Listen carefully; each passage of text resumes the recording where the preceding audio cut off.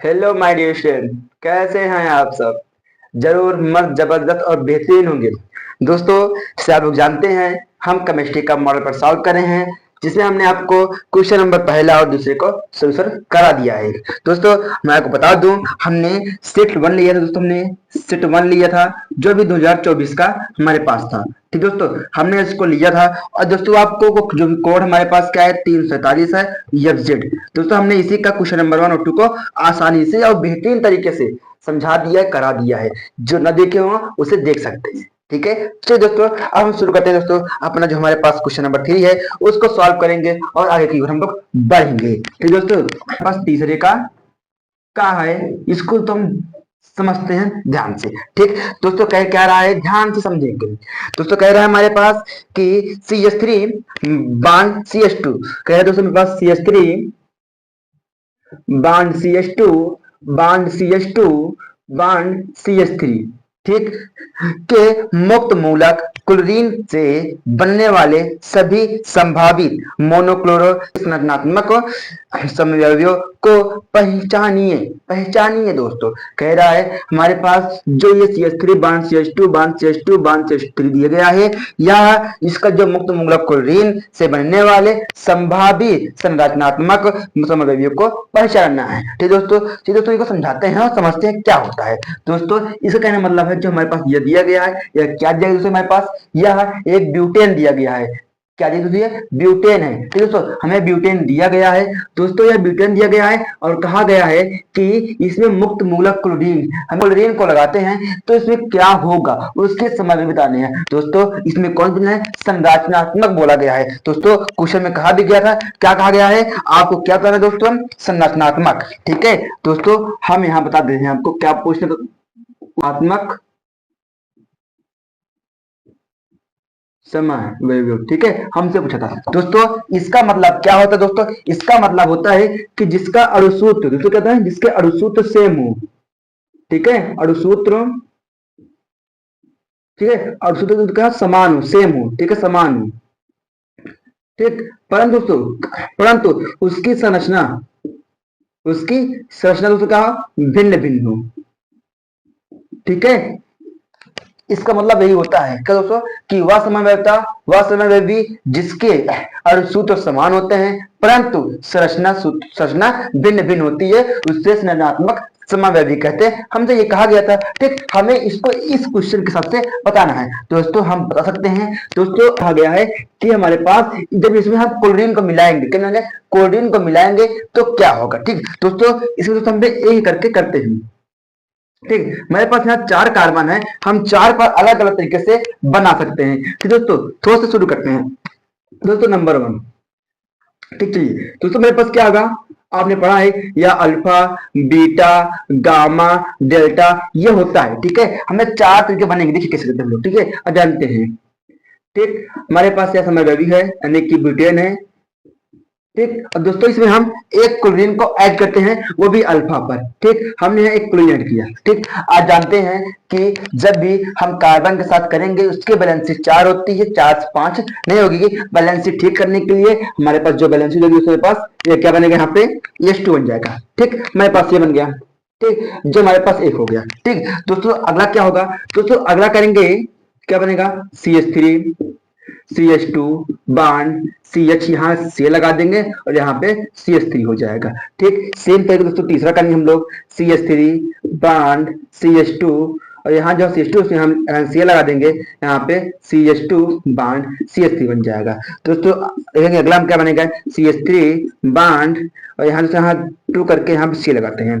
ठीक, CH2 bond CH2 bond CH3। दोस्तों, आप यहाँ पे ध्यान से देखने का प्रयास करेंगे कि सभी में जो हमारे पास यह 4 प्रकार के 4 इसके समय भी 4 बने हुए हैं, और 4 बने दोस्तों, सिर्फ देखेंगे 1 2 3 4, सभी में 4 कार्बन है, 3 2 5 2 7 2 9 9 9 क्या है, हाइड्रोजन है, और एक एक क्लोरीन। मतलब अणुसूत्र तो सेम है, परंतु संरचनाएं सबकी अलग अलग हो गई है। इसे कहते हैं, हमें यही दिखाना था, हम यही बताना था। ठीक है, आप चाहे इसका IPSC नाम भी ले सकते हैं। इसे दोस्तों क्या होगा, हमारे पास क्या होगा, 1 यानी कि 1 2 3 4, 1 क्लोरोब्यूटेन, 1 2 2 क्लोरोब्यूटेन, 1 2 3, या इसे 1 2 वही होगा, 2 क्लोरोब्यूटेन, और यहाँ पे 1 क्लोरोब्यूटेन। ठीक है, ये बनेगा। इसका इसका नाम, इसका इसका नाम सेम ही रहेगा, ठीक है, ये नाम पे, परंतु जो इसकी संरचना होगी अलग अलग। देखिए दोस्तों, अच्छा आप इसे देख सकते हैं। ठीक दोस्तों, अब देखते हैं हम अगले क्वेश्चन चलते हैं। इसको एरेज करें, क्लियर है। चलिए दोस्तों, इसको एरेज करते हैं। क्वेश्चन नंबर खा है दोस्तों, कह रहा है मेरे पास फिनाल अम्लीय गुण है। फिनाल अम्लीय गुण प्रदर्शित करता है, लेकिन एथेनॉल लगभग उदासीन होता है, कारण सही बताइए। दोस्तों कह रहा है फिनाल हमारा अम्लीय होता है, लेकिन एथेनॉल हमारा क्या दोस्तों, एथेनॉल हमारा उदासीन होता है, ऐसा क्यों? दोस्तों सबसे पहले हम क्या करेंगे, एथेनॉल और फिनाल का आयनन, ठीक है, क्या आयनन समीकरण लिखेंगे। ठीक है, लिखिए दोस्तों, क्या बोला दोस्तों, क्या लिखेंगे पहला, फिनाल और एथेनॉल, एथेनॉल का आयनन समीकरण पहले हम बनाएंगे। ठीक, पहले ये बनाएंगे। ठीक है दोस्तों, जिसका आयनन समीकरण बनाएंगे दोस्तों, हमें पता है फिनाल का होता है कुछ ये होता है, और एथेनॉल का हमारे पास ये होता है।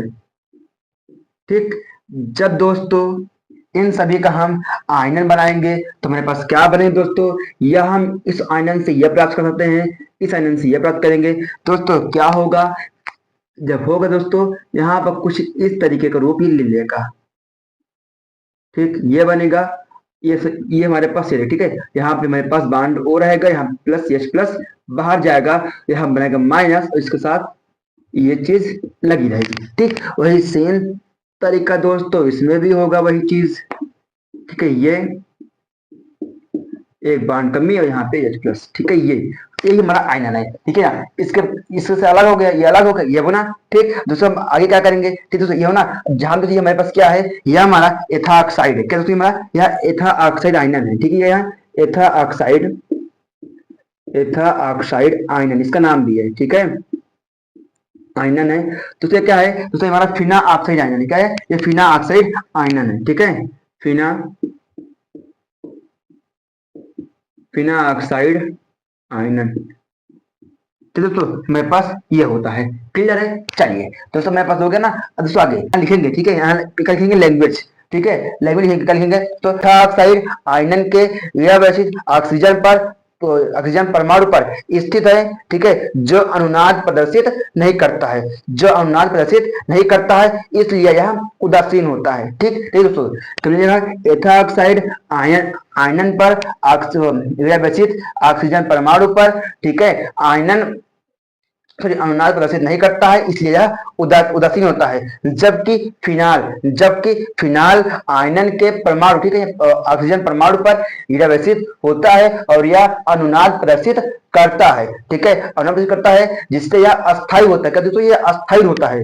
ठीक है, अस्थायी होता है, और इसलिए यह अम्लीय गुण प्रदर्शित करता है। दोस्तों यहाँ पे हमने एक बात अनुनाद लिया था दोस्तों, आप जानते हैं इन सभी का रेजोनेशन, रेजोनेंस स्ट्रक्चर, ठीक है, आप जानते हैं ये होगा। ठीक है, हम हमारे पास का दोस्तों, ठीक है, इसका का दो हम इस पर और इस पर और इस पर, ठीक है, मेरे पास कुछ यहाँ पे ऐसे बनता है। ठीक है, आप जानते हैं इसको,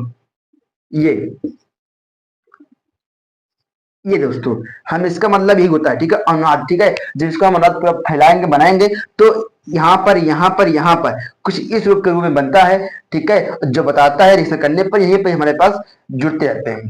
ठीक, यही होता है। ठीक है, तो दोस्तों हमारे पास जो कहता है, क्या कहता है दोस्तों, मेन क्या है, हम आज एग्जाम में कैसे करेंगे दोस्तों, आप बताएंगे कि फिनाल और एथेनॉल का आयनन समीकरण निम्नलिखित है, आप इन दोनों का ये बना देंगे। ठीक, और बनाने के बाद क्या बताएंगे, बोलेंगे कि एथा ऑक्साइड आयनन के विरावेशित ऑक्सीजन परमाणु पर, ठीक है, स्थित है, जो कि अनुनाद प्रदर्शित नहीं करता है, परंतु जो इसलिए ठीक है, प्रदर्शित नहीं करता है, और इसलिए उदासीन होता है। परंतु परंतु फिनाक्साइड आयन पर ऑक्सीजन इरावेशित, ठीक है, होते हुए यह अस्थायी होता है, यह अस्थायी होता है, जो अनुनाद दिखाता है, प्रदर्शित करता है, इसलिए यह अम्लीय होता है। क्लियर है। चलिए दोस्तों, हम लेते हैं अगली टॉपिक होते हैं। चलिए दोस्तों, दोस्तों आपको लगता होगा कि हम बहुत स्लो कर रहे हैं। दोस्तों हम आपको पूरा विस्तार एक्सप्लेन कर बताएंगे जिससे कि आपको कोई समस्या नहीं होगी, आप इसको सही से लिख भी सकते हैं। क्लियर है दोस्तों। हमारे पास जो अगला क्वेश्चन कह रहा है दोस्तों, अगला क्वेश्चन हमारा गा है। ठीक है दोस्तों, गा है दोस्तों। क्या कह रहा है?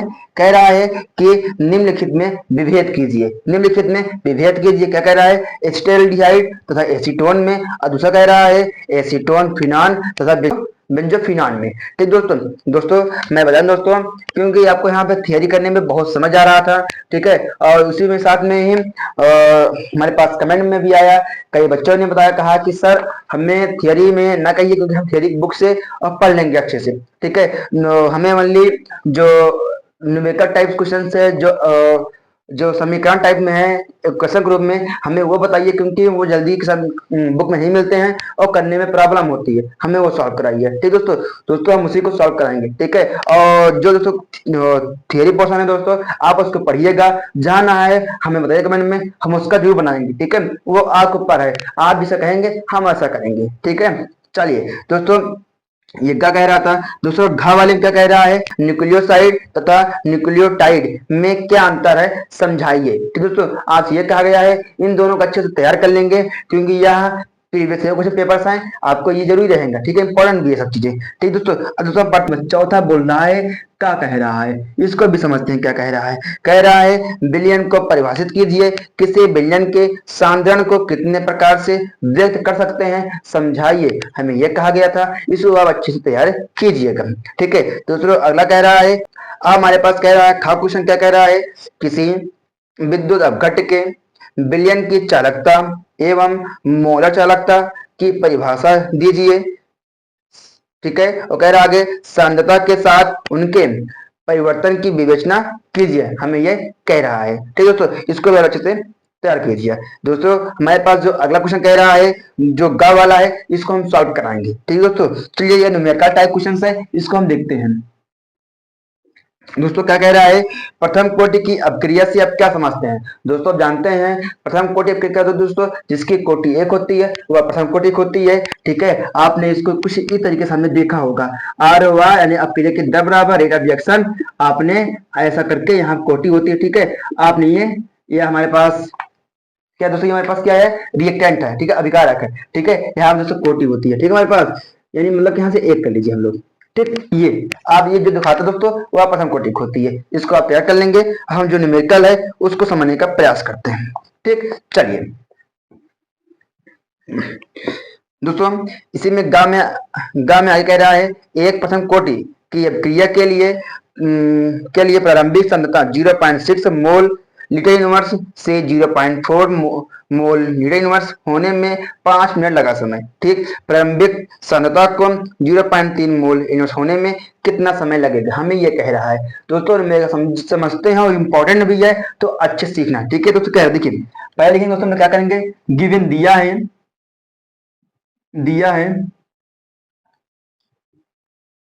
है क्या जी दोस्तों, कह रहा है कि एक प्रथम कोटि की अपक्रिया जिसके प्रारंभिक सांद्रता, दोस्तों हमने बात किया प्रारंभिक सांद्रता दोस्तों क्या होती है, पहले इसको समझते हैं, प्रारंभिक सांद्रता और अंतिम सांद्रता। दोस्तों आपने पढ़ा होगा, क्या पढ़ा होगा, प्रथम कोटि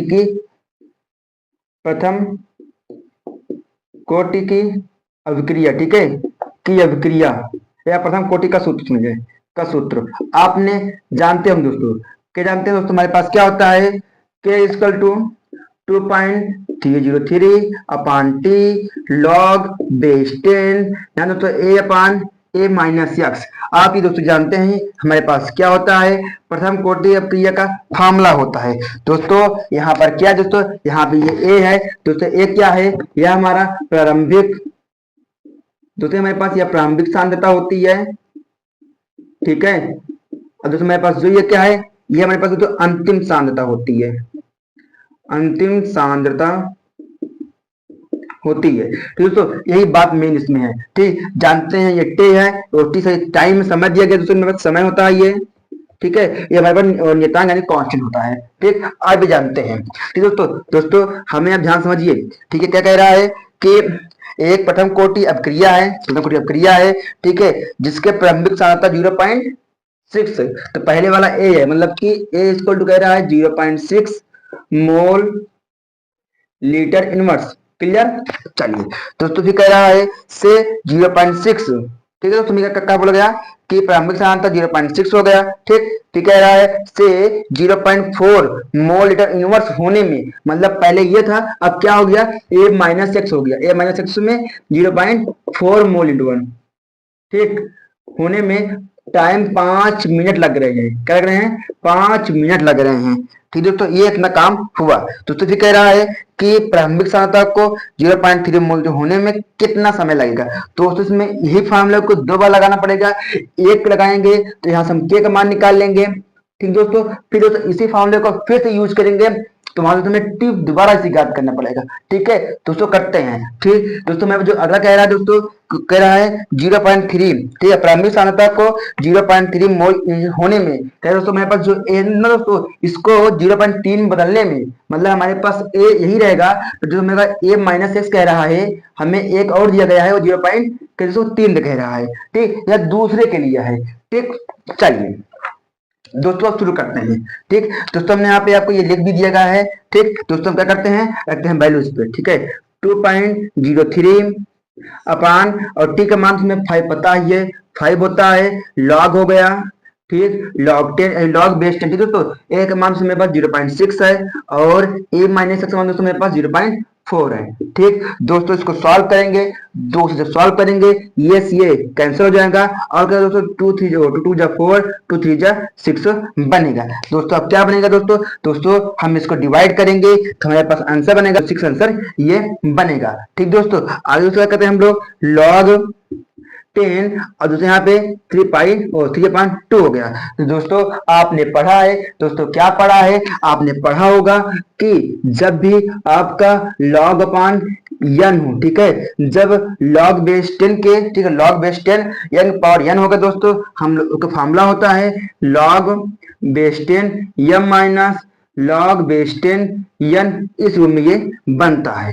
ठीक है दोस्तों, इसी को हम करते हैं। दोस्तों क्या करेंगे, रखते हैं वैल्यू तो 0.4606 ब्रैकेट में लॉग, ठीक है, log base 10 3 minus log base 2, ये हमारे पास बनेगा। ठीक है दोस्तों अगला क्या करेंगे दोस्तों, यहाँ पे हम 0.460, और दोस्तों आप जानते हैं, दोस्तों क्या जानते हैं, लॉग 10 लॉग बेस 10 3 का वैल्यू होती है, और लॉग बेस 10 2 की भी वैल्यू होती है। इन दोनों वैल्यू को यहाँ पे रखेंगे, हमारा आंसर आ जाएगा। लॉग बेस 10 3 की वैल्यू होती है 0.4771 होती है दोस्तों, और लॉग बेस 2 और बेस 10 2 का वैल्यू होती है 0.3010, ये दोस्तों हमारे पास वैल्यू इसकी होती है। ठीक है दोस्तों, चलिए दोस्तों अब हम आगे आगे सॉल्व करते हैं। दोस्तों आगे क्या करेंगे, ठीक है, क्या आएगा 0.460 इंटू, दोस्तों इन सभी में माइनस कराएंगे तो 0.1761 बचेगा। क्लियर है दोस्तों, जब आपस में इन दोनों को आपस में इंटू कराएंगे, क्या दोस्तों इंटू कराएंगे, हमारे पास क्या बनेगा दोस्तों, इंटू कराएंगे हमारे पास आंसर आ जाएगा। दोस्तों यहाँ लिखते हैं हम लोग, ठीक है, तो दोस्तों इंटू कराएंगे हमारे पास वैल्यू हो जाएगी, के इक्वल टू वैल्यू आएगी 0.081 मिनट इनवर्स, ये हमारे पास वैल्यू इसकी आ जाएगी। क्लियर है, ठीक, बात समझ में को क्लियर। और दोस्तों क्या बात करेंगे यहाँ पे मिनट इनवर्स की, दोस्तों यहाँ पे 5 है, जो यहाँ देखिए बटे में है, ठीक है, बटे में है, तो दोस्तों इसीलिए मैं इनवर्स यहाँ पे इसका आया हुआ है। क्लियर दोस्तों, अब इसी वैल्यू को हम आगे फिर सॉल्व करते हैं। ठीक है दोस्तों, चलिए शुरू करते हैं इसी को फिर से। ठीक दोस्तों, फिर इसी रखेंगे, फॉर्मूला रखेंगे हम लोग, K equal to 2.303 upon T log base 10 A upon A-6। ठीक दोस्तों, यहाँ बात क्या करेंगे कि जो हमें यहाँ पे के का मान पता है, टी का मान नहीं पता है, इसी को हम यहाँ पे क्रॉस मल्टीप्लाई करा देंगे तो क्या हो, यहाँ पे टी बनेगा। ठीक, और टी इक्वल टू हो गया 2.303 अपान के का मान निकाले दोस्तों हम लोग 0.081 इंटू लॉग 10, ठीक है, लॉग 10, और एक का मान 0.6, और ये वाला मान हमने दिया है 0. ये हो गया। ठीक है दोस्तों, इसको सॉल्व करेंगे, ये खत्म होगा, और यहाँ 3 6 बनेगा। ठीक है, चलिए टी इक्वल टू 2 दोस्तों इसको तो वापस डिवाइड कराएंगे, मेरे पास 28.43209 ये बनेगा दोस्तों। टी का 2.3 में डिवाइड कराएंगे, ठीक है, इसके साथ हमारे पास ये आंसर बनेगा, ठीक, कुछ समथिंग में आ रहा है। इंटू जब दोस्तों हम लोग log 10 करेंगे तो 2 आ जाएगा। दोस्तों हमने अभी अभी पढ़ा था कि ये हुआ, ठीक, और इसका दोस्तों वैल्यू होती है क्या दोस्तों 0.301 ये होती है, ठीक दोस्तों जब इसके साथ इसका इंटू कराएंगे हमारा आंसर फाइनल आ जाएगा, उतना समय लगेगा दोस्तों। जब इंटू कराएंगे हम लोग क्या आएगा, टी इक्वल टू 8.58 मिनट में आएगा, क्लियर है, हमारे पास आंसर आ जाएगा, क्लियर। चलिए दोस्तों यहाँ देखिए हमारे पास या मिनट में इनवर्स में है, ठीक है, नीचे रहेगा ऊपर बढ़ मैम आ जाएगा आंसर मिनट में, ठीक है दोस्तों। यह हमारे पास इसका फाइनल आंसर हो गया। इसको दोस्तों अच्छे से नोट कर लीजिए और समझ लीजिए क्योंकि बहुत इंपॉर्टेंट दोस्तों ये क्वेश्चन है, क्योंकि ऐसे पूछता है, ठीक है, और जहां ना आए हो हमें हमारे कमेंट बताइएगा, ठीक है, तब हम हटते हैं साइड में, आप इसको कह लीजिए स्क्रीनशॉट अच्छे से, ठीक, और नोट भी कर चलिएगा, ठीक दोस्तों। आपने इसका स्क्रीनशॉट ले लिया होगा दोस्तों। हम इसको एरेज करते हैं और समझते हैं अगले क्वेश्चन की ओर। दोस्तों अब देखते हैं दोस्तों हमारे पास अगला क्वेश्चन कह रहा है, क्या कह रहा है दोस्तों, कह रहा है चौथे का घ में, ठीक दोस्तों, चौथे के घ में 3 क्वेश्चन कह रहा है, एक एक नंबर के हैं दोस्तों। कह रहा है कारण सहित स्पष्ट कीजिए, क्या कीजिए, या फिर 2 प्लस, okay, दोस्तों यहाँ पे या फिर 2 प्लस कह रहा है, या फिर 2 प्लस अवचायक है दोस्तों, कह रहा है या फिर 2 प्लस अवचायक है, ठीक, और दोस्तों क्या कह रहा है, जबकि जो यमियन यानी कि मैग्नीशियम दोस्तों यहाँ पे सॉरी मैग्नीज है 2 प्लस दोस्तों एक आक्सीकारक है,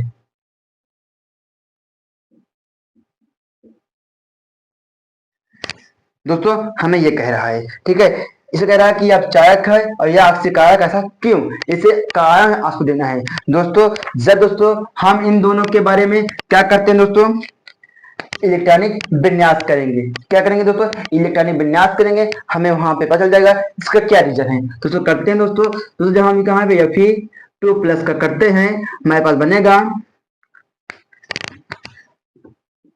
1s2 2s2 2p6 3s2, ठीक है दोस्तों, यहाँ बनेगा हमारे पास 3p6 4s2 4s2 और यहाँ बनेगा दोस्तों मेरे पास 3d, ठीक, दोस्तों मेरे पास बनेगा यहाँ पे 6, ठीक दोस्तों देखिए 6 तो 2 2 4 यहाँ 16 हो गया, 6 16 हो गया, 2 18 20 हो गया, यहाँ पे 6 26, हमें पता है जो दोस्तों आयरन है दोस्तों Fe है इसका 6 होता है, ठीक दोस्तों। यहाँ पे Fe 2 प्लस है, 2 प्लस का मतलब होता है 2 लीटर निकालना, तो 2 लीटर निकालना तो मेरे पास यहाँ बचेगा 0 बचेगा, ठीक, ये आएगा दोस्तों। आप जब इसका हम डी कक्षक में इलेक्ट्रॉन भरेंगे ऑर्बिटल में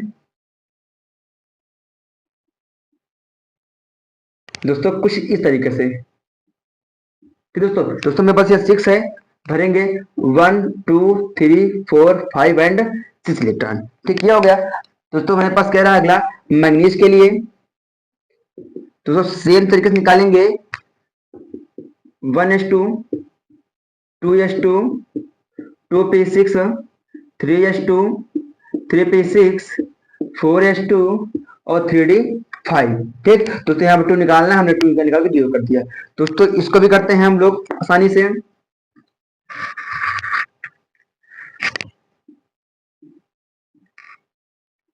दोस्तों करेंगे यहाँ 5 इलेक्ट्रॉन है 1 2 3 4 5 दोस्तों, हम बताएंगे वहां पे इलेक्ट्रॉन विन्यास करने पर, ठीक है, कि यहाँ पर Fe2 प्लस के जो ऑर्बिटल हैं जो कक्षक हैं वो देखिए दोस्तों आधे से ज्यादा भरे हुए हैं, जो अस्थाई हैं दोस्तों, क्या है वो अस्थाई हैं, दोस्तों क्या है अस्थाई है, ठीक है, और ये दोस्तों अयुग्मित इलेक्ट्रॉन है, क्या है दोस्तों ये अयुग्मित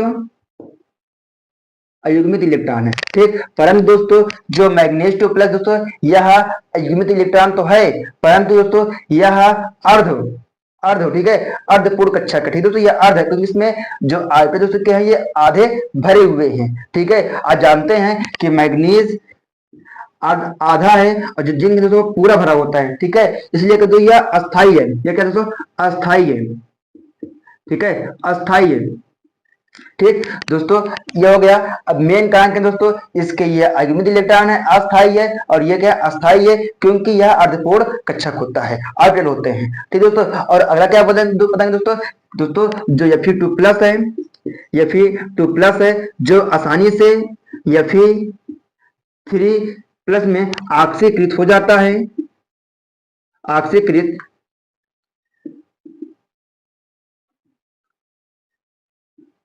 ऑक्सीकृत हो जाता है, परंतु, ठीक है, परंतु मैग्नीज अस्थाई होने के कारण दोस्तों, ठीक है, मैग्नीज 3+ में ऑक्सीकृत नहीं हो पाता है, आसानी से ऑक्सीकृत नहीं हो पाता है, ठीक दोस्तों।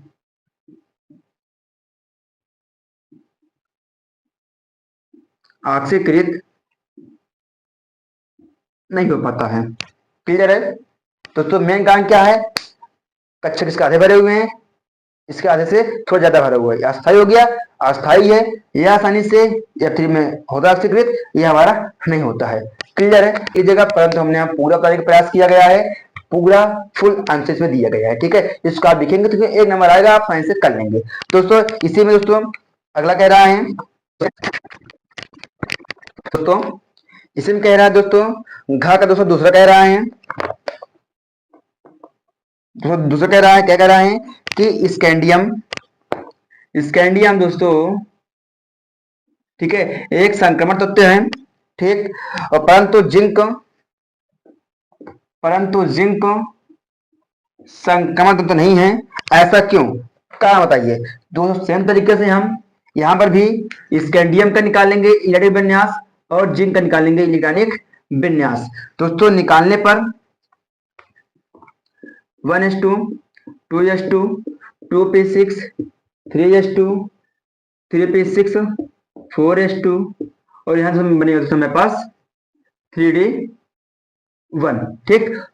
इसमें तो दोस्तों 1s2 2s2 2p6 3s2 3p6 4s2 और 3d10 दोस्तों, ये हो गया। तो दोस्तों इसका हम लोग बनाएंगे कक्षा का ऑप्टर बनाएंगे 5, इसका बनाएंगे हम लोग, ठीक दोस्तों। जानते हैं यह हमारे पास में एक इलेक्ट्रॉन है, एक हुआ, इसमें 10 है, 1 2 3 4 5 6 7 8 9 10 दोस्तों, ये हुआ।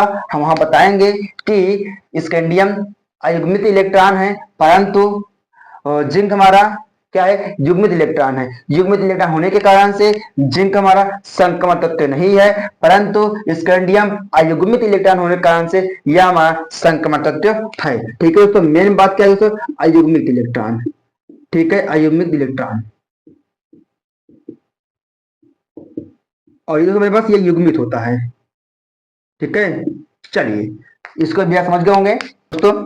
अगला कह रहा है संक्रमण धातु में तथा उनके यौगिक उत्तम उत्प्रेरक का कार्य करते हैं, ठीक है, ऐसा क्यों, का आंसर कीजिए दोस्तों। यहां लिख सकते हैं कि जो संक्रमण धातुएं होती हैं वह इलेक्ट्रॉनिक विन्यास करने पर उनके अयुग्मित इलेक्ट्रॉन दिखाते हैं, प्रदर्शित करते हैं, इसलिए वह सबसे अच्छे उत्प्रेरक का कार्य करते हैं, क्लियर है बात नहीं दोस्तों। आपको इसी तरीके से ये हमारा क्वेश्चन नंबर 3 और 4 कंप्लीट हुआ, क्लियर